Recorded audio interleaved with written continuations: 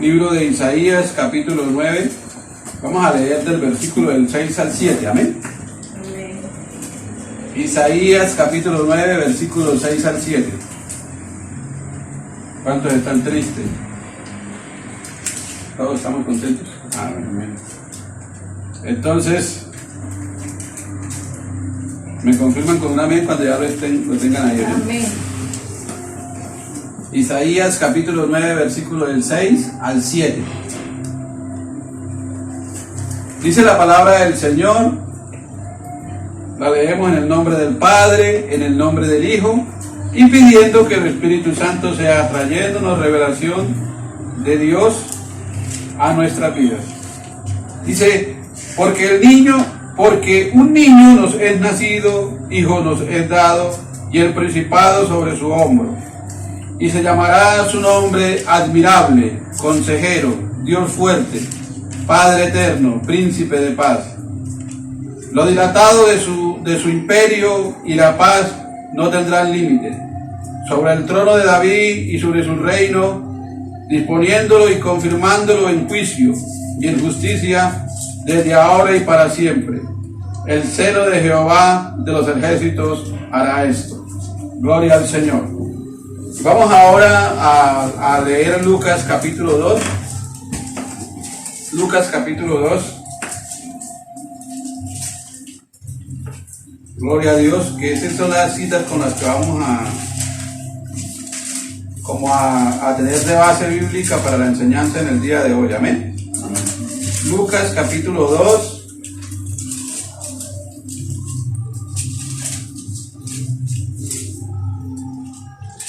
Vamos a leer del 1 hasta el 20.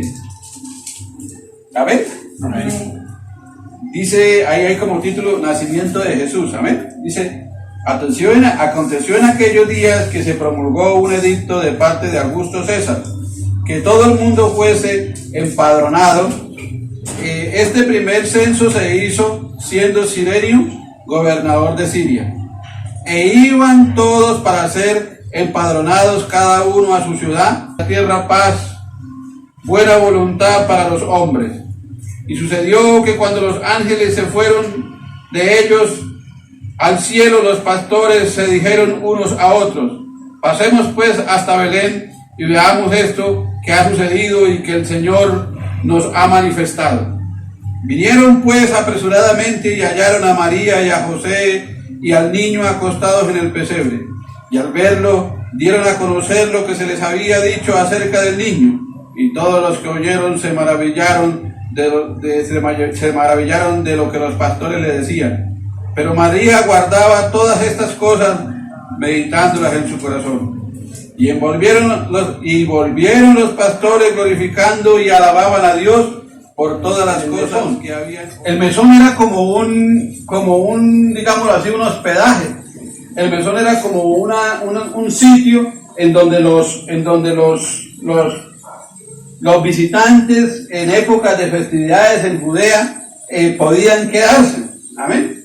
Y entonces ellos al no encontrar sitio, los hicieron en la parte, digámoslo, en la parte de donde guardaban, donde tenían los animales, el establo, ¿sí?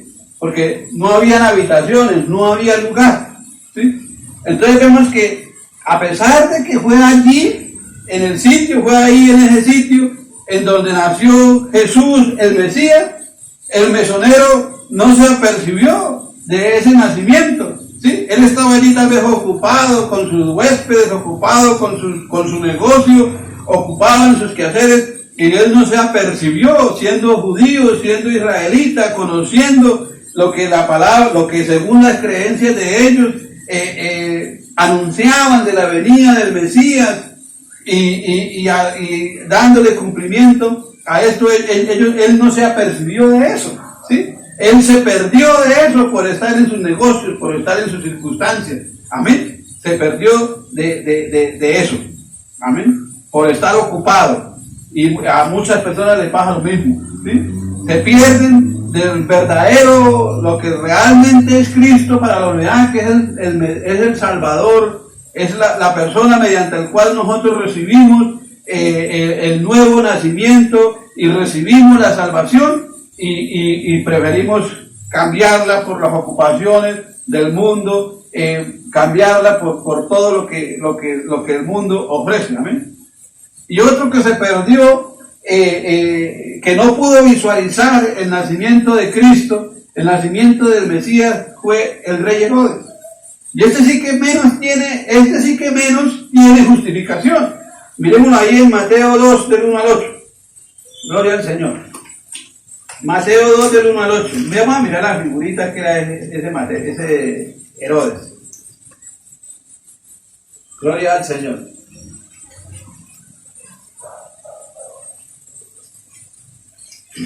Dice, me confirma, ¿no? Amén. Ay, no. Mateo 2, del 1 al 8. El primero que perdió, como que no pudo visualizar, teniéndolo ahí al lado, fue el mesonero. El segundo, que podemos mirar, ¿no? No en ese orden precisamente, pero sí como en orden de importancia, es Herodes, ¿no? Mateo 2, del 1 al 8 dice: cuando Jesús nació en Belén de Judea, en los días del rey Herodes, vinieron del oriente a Jerusalén unos magos, diciendo: ¿dónde está el rey de los judíos que ha nacido? Porque su estrella hemos visto en el oriente y venimos a adorarle. Y oyendo esto, el rey Herodes se turbó, y toda Jerusalén con él. Y convocado todos los príncipes, sacerdotes y los escribas del pueblo, le preguntó: ¿dónde había de nacer el Cristo? Y ellos le dijeron: en Belén de Judea, porque allí está escrito por el profeta, porque así está escrito por el profeta: y tú, Belén de la tierra de Judá, no eres la más pequeña entre los príncipes de Judá, porque de ti saldrá un guiador que apacentará a mi pueblo Israel. Entonces Herodes, llamando en secreto a los magos, indagó de ellos diligentemente el tiempo de la aparición de la estrella, y enviándolos a Belén dijo: id allá y averiguad con diligencia acerca del niño, y cuando le halléis,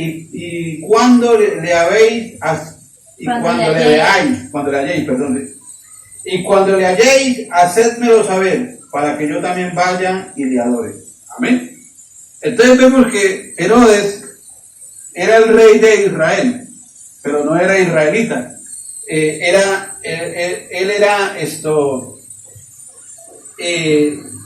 era, ya les digo que era él no era israelita, era edomita. Amén. O sea, él no siendo israelita, era edomita, pero por algunas circunstancias los romanos lo nombraron rey de Israel. Amén.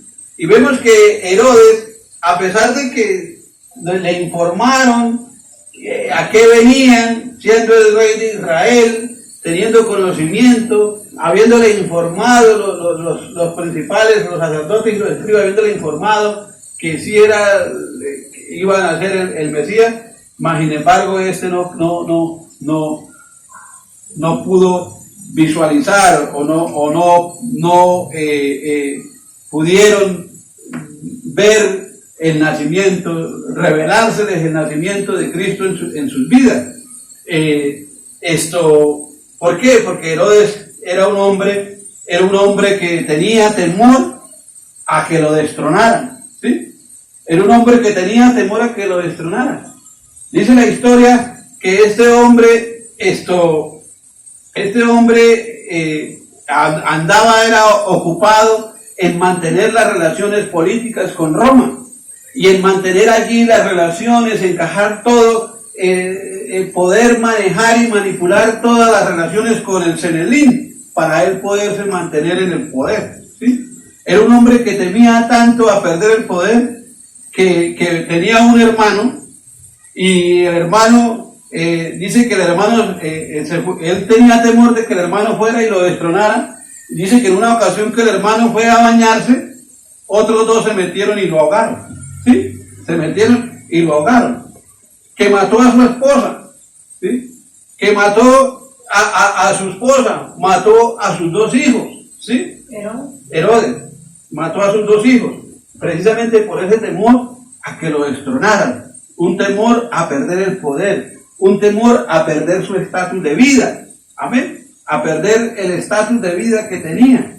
Gloria al Señor. Era un hombre que posteriormente dice que no solamente hizo eso, sino que al ver que los reyes magos no volvieron, ordenó, los magos no volvieron, ordenó la matazón de los niños recién nacidos.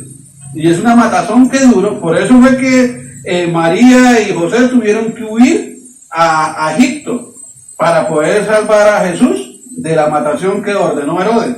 Y fue una matazón que ordenó, una masacre que ordenó durante 2 años, ¿sí? Mire usted cómo este hombre, a pesar de tener conocimiento, a pesar de habérsele dicho que sí, que el Mesías iba a nacer, mas sin embargo, no le dio lugar en su corazón para que ese Mesías pudiera tener efecto o pudiera impactar su vida, ¿sí? Entonces, ¿cuántas veces nosotros no estamos llenos de ese temor a que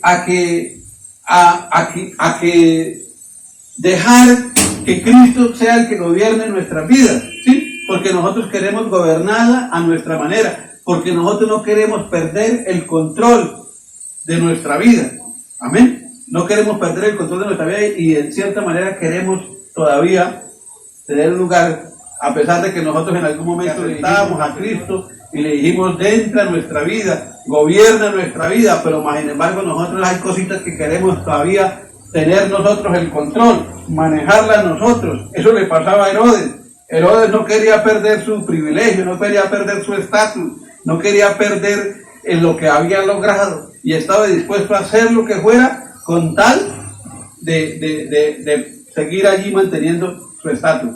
Y eso es muchas veces lo que le pasa a mucha gente, amén, que no quieren dejar las cosas para seguir a Cristo, amén, porque saben que tienen que dejarlo, porque saben que tienen que, digamos, y algunos lo dejan por un tiempo, pero vuelven nuevamente y caen, porque es tiene mucho más peso eso que los ha gobernado, eso que los ha, en el caso de Herodes era la ambición, era el deseo de poder, pero muchas veces en personas es el alcohol, es la droga, es de pronto una relación ilícita, es de pronto la pornografía, es el orgullo, amén, es el rencor, es tantas cosas que les impide poder que Cristo se les sea revelado y que Cristo pueda impactar la vida de ellos. Gloria al Señor.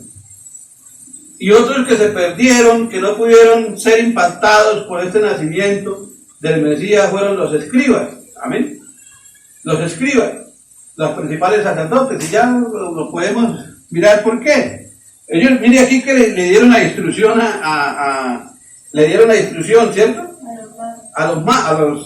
Al rey Herodes y a los magos, ¿sí? Entonces, cuando se convocaron todos los principales sacerdotes y los escribas del pueblo, les preguntó dónde había de nacer el Cristo.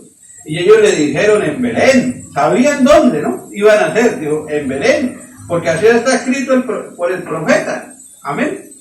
Ellos conocían la ley, conocían la historia, ellos sabían dónde el lugar, pero ellos no fueron allá, ¿sí? Ellos no fueron allá, ¿sí? No fueron.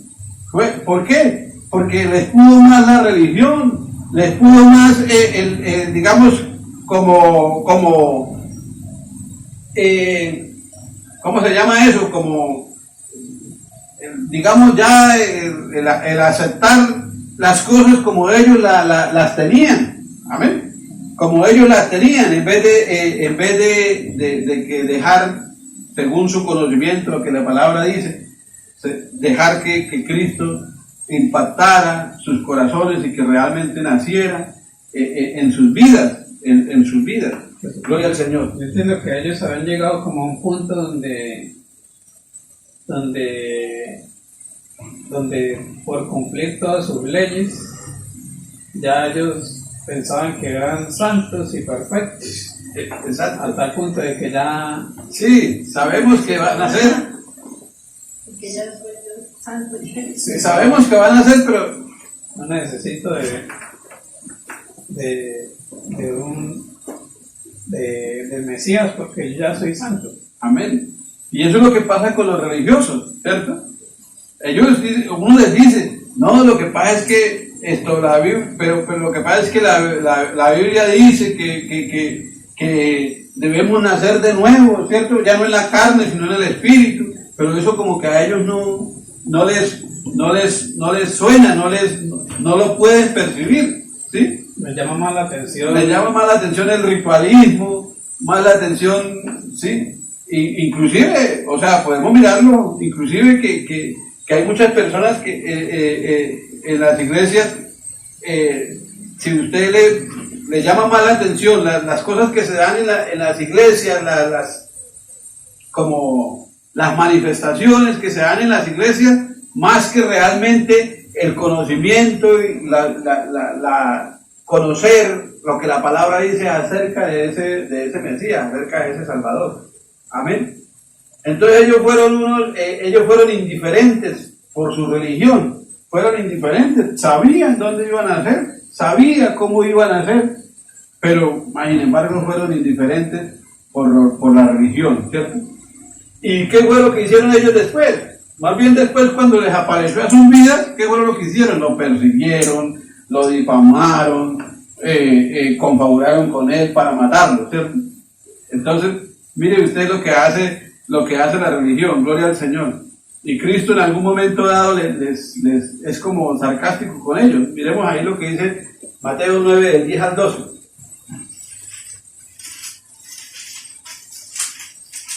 Mateo 9, del 10 al 12.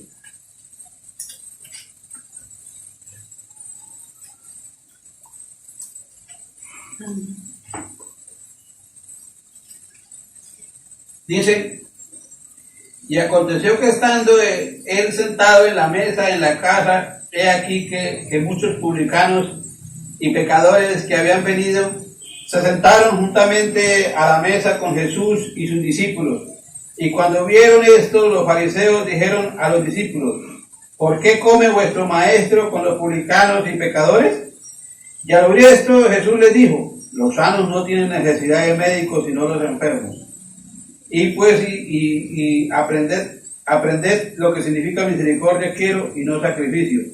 Porque no he venido a llamar a los justos, sino a los pecadores al arrepentimiento. En este caso, ¿ustedes quiénes creen que sean los enfermos? Los publicanos, los pecadores, o los fariseos. ¿Sí? Los fariseos, ¿cierto? Los fariseos eran los enfermos, rechazaban a Cristo, querían matarlo. El mismo Señor les dice, ustedes, vosotros pretendéis matarme porque mi palabra no haya cabida en vosotros. Amén. Entonces ellos buscaban cómo matarlo, los enfermos eran ellos. Obviamente los publicanos y los pecadores, pero también ellos necesitaban de ese Cristo, amén. Entonces ellos se creían mejor que todo el mundo, ¿no? Ellos se creían los mejores, ¿sí? Pero no, ellos también eran pecadores, también necesitaban de Cristo, gloria al Señor. Entonces, miremos también que otros que se perdieron, que no pudieron visualizar a pesar de que estaban ahí en todo momento, fueron los romanos, amén. Lucas 2.1, miramos que los romanos estuvieron ahí siempre. Lucas 2.1, ¿cómo dice? Lucas 2.1. Aconteció en aquellos días que se promulgó un edicto de parte de Augusto César que todo el mundo fuera empadronado. Amén. Un edicto por parte de Augusto César. Augusto César era el emperador romano, ¿sí? Entonces, él fue el que ordenó el censo. Y a través de ese censo fue que María y José tuvieron que trasladarse de Nazaret a Judea. ¿sí? ¿Por qué? Porque el censo era por familias, por tribus, ¿sí? Y entonces José pertenecía a la tribu de creo yo, no estoy seguro en este momento, pero creo que era a la tribu de Judá, ¿sí? De Benjamín. Entonces, como tenían que hacer el censo por familia, entonces él tuvo que trasladarse de allá de Nazaret, que quedaba en el norte, y trasladarse hacia Judá, que quedaba abajo en Jerusalén. Entonces, fíjese usted que cómo Dios usó a los romanos para poder que se cumpliera la profecía, ¿sí? Se cumplió la profecía. Augusto César ordenó ese censo y precisamente por eso fue que María bajó allá a la aldea de Belén. Amén. Entonces vemos que los romanos estuvieron ahí, digamos, se hizo el censo precisamente por eso, estuvieron ahí en la vida de Cristo, gobernando mientras Cristo tuvo su ministerio, en el arresto de Cristo, en la crucifixión de Cristo, pero más sin embargo, ellos no pudieron poder ser impactados por este Jesús, por este Mesías. ¿Por qué? Porque estaban llenos de idolatría. Amén. Los romanos eran unos idólatras, adoraban dioses de diferentes cosas, de dioses, tenían mucha idolatría, inclusive adoraban a Augusto César. Verdaderamente era tenido como un dios, le rendían culto, ¿sí? Lo adoraban como si fuera Dios, ¿sí? Porque eran unos idólatras y obviamente no pudieron visualizar y ser impactados por ese Mesías que vino al mundo. ¿Y cuántos de ellos no pudieron ver los milagros y no pudieron escuchar lo que Cristo hacía? ¿Sí? No pudieron escuchar lo que Cristo hizo, pero más sin embargo no fueron impactados por su idolatría, por su religiosidad. Amén. No pudieron ser impactados, eran totalmente indiferentes. Gloria al Señor. Entonces, ellos también no pudieron ser impactados por este Jesús. Gloria al Señor. Gloria a Dios. Y lo otro, también que no pudieron ser impactados por el Mesías, fueron los de Nazaret, ¿sí? Los de Nazaret. Miremoslo ahí en Lucas capítulo 4 al 18. Lucas capítulo 4 al 18. Y eso es una cosa que sucede muy constantemente, gloria a Dios. Lucas 4 al 18. Dice, el Espíritu del Señor está sobre mí, por cuanto me ha ungido para dar las buenas nuevas a los pobres. Me ha enviado a sanar a los quebrantados de corazón y a pregonar libertad a los cautivos y vista a los cielos, y a poner libertad a los oprimidos y a predicar el año agradable del Señor. Y enrollando el libro, lo dio al ministro y se sentó, y los ojos de todos en la sinagoga estaban fijos en él. Y comenzó a decirles: hoy se ha cumplido esta escritura delante de vosotros. Y todos daban buen testimonio de él y estaban maravillados desde las palabras de gracias que salían de su boca. Y decían: ¿no es este el hijo de José? Amén. Vemos que estas palabras fueron pronunciadas por Jesús en la sinagoga en Nazaret, la tierra de Jesús, ¿sí? Eran conocidos, eran parientes de Jesús, ¿sí? Era en donde él se había criado y donde José tenía su carpintería. Allá era donde se habían criado, pero no pudieron ser impactados por la familiaridad, amén, por la familiaridad que había, gloria al Señor, que había entre ellos. Entonces, mire usted por qué dice: ¿no es este el hijo de José? O sea, ¿cómo habla de bonito, no? ¿Cómo habla de bonito? y las cosas que se hacen, las cosas que hacen, pero ya para ir a creer que era el Mesías, no, ¿cierto? Y eso sucede, muchas veces sucede con nosotros, ¿cierto? Yo creo que una de las, digamos, los pastores y las personas que tenemos, que de pronto, y los hermanos inclusive, es muchas veces más fácil convencer a un extraño que convencer a la familia, ¿sí? Porque la familia, el hecho de la familiaridad impide tomar como en cuenta lo que les está hablando. Y eso es lo que les pasaba aquí a los de Nazaret. Jesucristo era tan cercano, era tan humano para ellos, lo veían tal vez allí trabajando en la carpintería, y a pesar de que hacía maravillas, de que hablaba sabiamente, ellos no creyeron que fuera el Mesías, el Salvador del mundo, ¿sí? No lo creyeron. Entonces, mire usted que también la familiaridad puede ser un obstáculo para que las personas allegadas puedan ver a ese mensaje de salvación, puedan ver y visualizar a ese Mesías. Gloria al Señor. Por eso tenemos que orar mucho para que Dios nos dé gracia delante de la familia, ¿amén? Dios nos dé gracia delante de la familia, porque a veces también el enemigo usa eso, ¿sí? El enemigo usa eso. A mí me lo ha dicho muchas veces, ¿sí? Dice, ¿pero qué? Usted tanto que, por ejemplo, cuando iba yo a la cárcel, ¿sí? Pero ahí predica en la cárcel, no es capaz ni de convencer a sus hijos y a su mujer, ¿sí? Entonces, pero uno muchas veces vea lo que le pasó a Jesús, ¿sí? Jesús no fue capaz de, digamos, él no pudo convencer a sus allegados de donde él provenía, porque eso es un obstáculo, ¿sí? La familiaridad. Entonces, pero vamos a mirar, a ver, ustedes ahí, de toda esta gente que vieron ahí, ¿quiénes fueron los únicos que sí pudieron como ser impactados? Que sí pudieron ser impactados, los pastores, ¿cierto? Los pastores, miremoslo ahí en Lucas capítulo 2 del 8 al 12.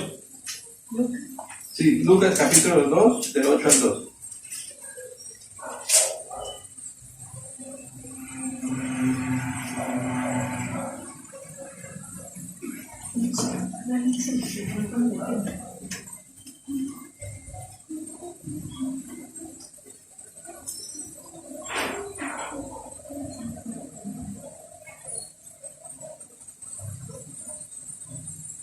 Gloria al Señor.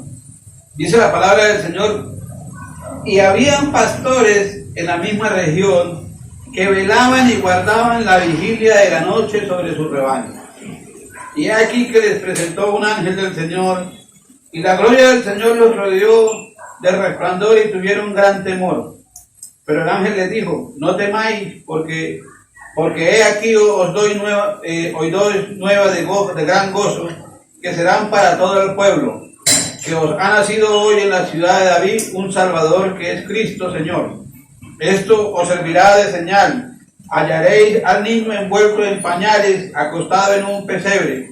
Y repentinamente apareció con el ángel una multitud de las huestes celestiales que alababan a Dios y decían: gloria a Dios en las alturas y en la tierra paz, buena voluntad para con los hombres. Sucedió que cuando los ángeles se fueron de ellos al cielo, los pastores se dijeron unos a otros: pasemos pues hasta Belén y veamos esto que ha sucedido y que el Señor nos ha manifestado. Vinieron al Señor, que el Señor nos ha manifestado, y vinieron pues apresuradamente y hallaron a María y a José y al niño acostados en el pesebre, y al verlo dieron a conocer que se les había dicho acerca del niño, y todos los que oyeron se maravillaron de lo que los pastores le decían, pero María guardaba todas estas cosas, meditándolas en su corazón. Y volvieron los pastores y glorificando y alabando a Dios por todas las cosas que habían oído y visto como se les había dicho.